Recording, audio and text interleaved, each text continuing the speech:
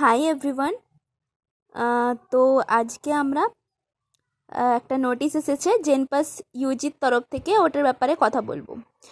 এটা নোটিশ যেটা সেটা হচ্ছে মপ আপ রাউন্ড কাউন্সিলিংয়ের জন্য জেনপাস ইউজি 2020।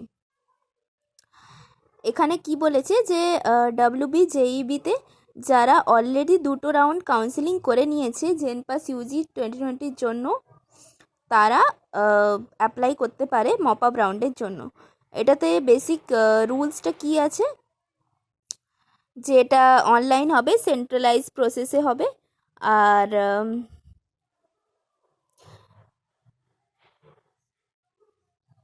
যেসব ইনস্টিটিউট বা কোর্সের জন্য রাউন্ড 1 আর রাউন্ড 2তে হয়েছিল সেখানেই হবে।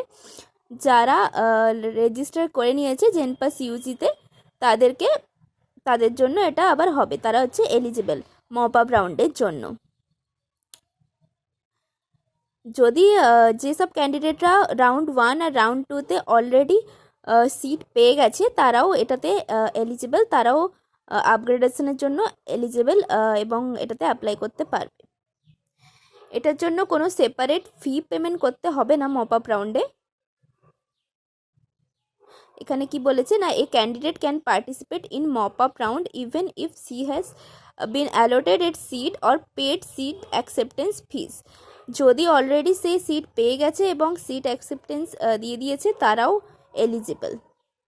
আর মপ আপ রাউন্ডে কোনো সেপারেট ফি লাগবে না, আর শুধুমাত্র একটাই মপ আপ রাউন্ড হবে। এখানে বলেছে there will be only one mop up round, এবং এটাই ফাইনাল রাউন্ড হবে। আর মপ আপ রাউন্ডে যে সিটটা আছে, যে সিটগুলো আছে এক্সট্রা, সেটার হিসেবেই হবে। এই মপ আপ রাউন্ডে পার্টিসিপেট করার জন্য ক্যান্ডিডেটকে লগ ইন করতে হবে, আর তারপরে পার্টিসিপেট করতে হবে মপ আপ রাউন্ডের জন্য। যদি একজন ক্যান্ডিডেট একবার মপ আপ রাউন্ডে পার্টিসিপেট করে নেয় তাহলে কিন্তু সেটা রিভার্সেবল নয়। সে যদি পরে মনে করে যে না আমি মপ আপ রাউন্ডে পার্টিসিপেট করবো না, তাহলে কিন্তু সেটা হবে না। Once a candidate opts for mop up round it can not be reversed. ঠিক আছে, তারপরে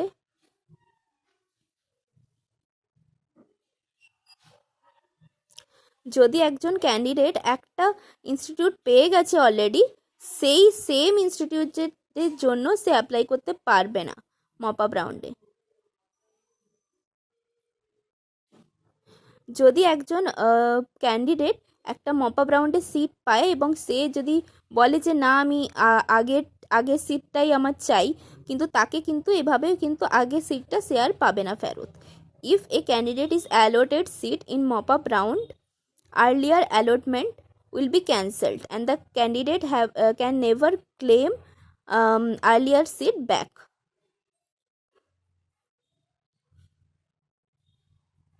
যদি কোনো ক্যান্ডিডেট অ্যাডমিশন নিয়ে নিয়েছে ইনস্টিটিউটে, ডাব্লিউবিজেই কিন্তু তার জন্য রেসপন্সিবল নয়, যে তাকে রিফান্ড দেওয়ার জন্য ডাব্লিউবিজেই রেসপন্সিবল নয়।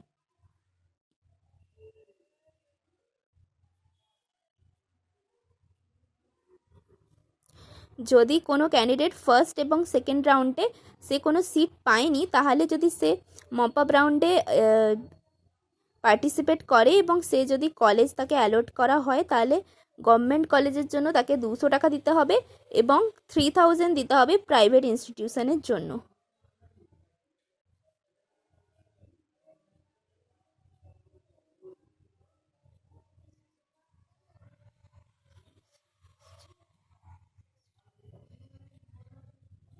যদি কোনো ক্যান্ডিডেট ফার্স্ট এবং সেকেন্ড রাউন্ডে অলরেডি পে করে দিয়েছে, তাহলে তাকে শুধুমাত্র সিট অ্যাকসেপ্টেন্সের যেটা ফি সেটাই দিতে হবে।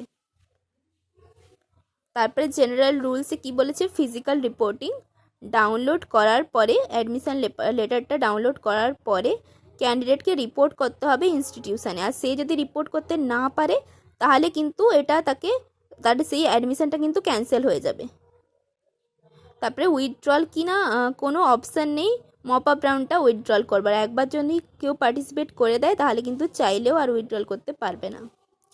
ঠিক আছে, এটাই হচ্ছে নোটিফিকেশানটা, যেটা 22/12/2020-তে এসেছে মপ আপ রাউন্ডের জন্য। তো যারা করতে চাইছো তারা করতে পারো, যারা অলরেডি পেয়ে গেছো সিট তারা আপগ্রেডেশনের জন্য করতে পারো, এবং যারা পাওনি তারা করতে পারো যাতে তারা সিট পেতে পারো। সো আজকের জন্য থ্যাংক ইউ।